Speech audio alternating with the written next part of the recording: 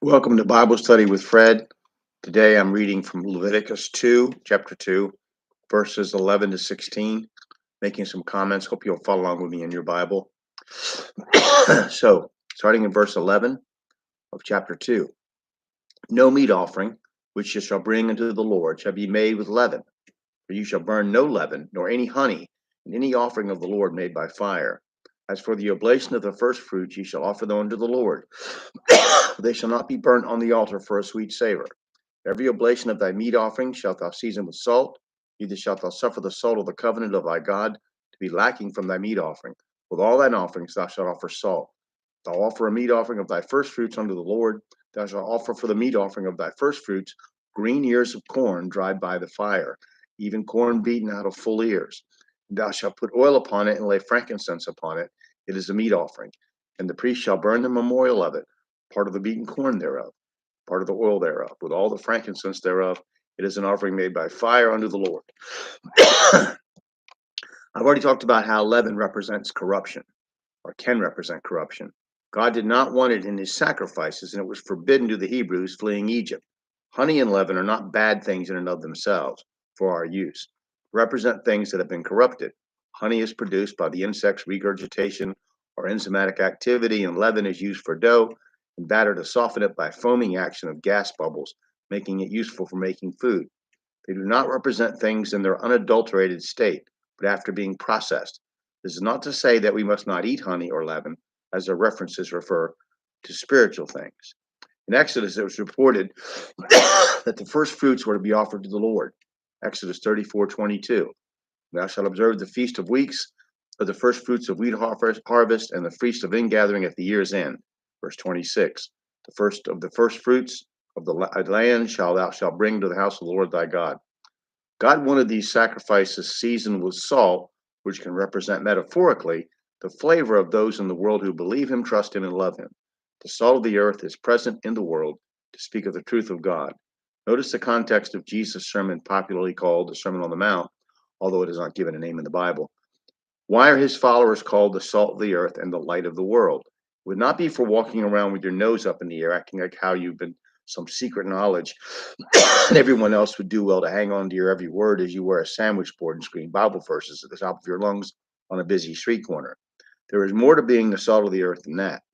Matthew 5:1 2 through, I'm going to read through 16. And seeing the multitudes, he went up into a mountain, and when he was set, his disciples came unto him. He opened his mouth and taught them, saying, Blessed are the poor in spirit, for theirs is the kingdom of heaven. Blessed are they that mourn, for they shall be comforted. Blessed are the meek, for they shall inherit the earth.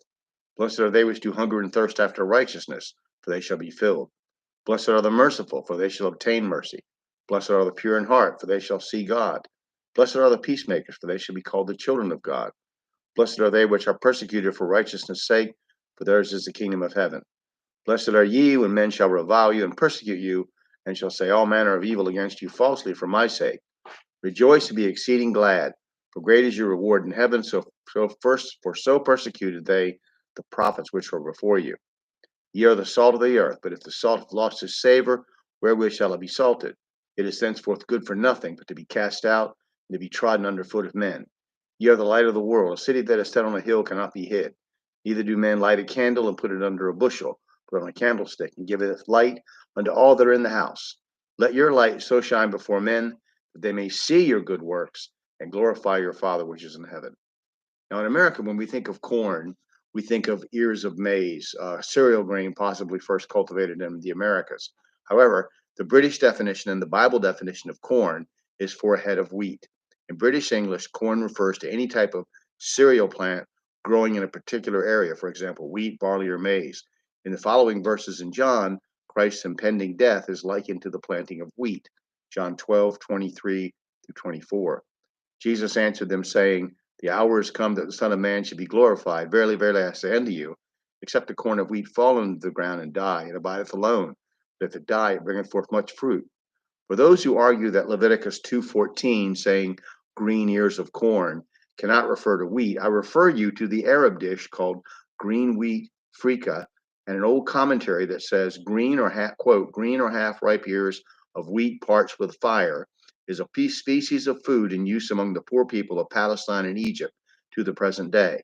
And that was from Adam Clark's Commentary on the Bible, published in early 1800s, and it's available on the web at studylight.org. So in any event, I'll stop there and pick it up in chapter 3 next time. So please read your Bible, study your Bible, cross-reference the verses, pray to God for wisdom and understanding, and then share your interpretation with someone else. And I thank you for listening today.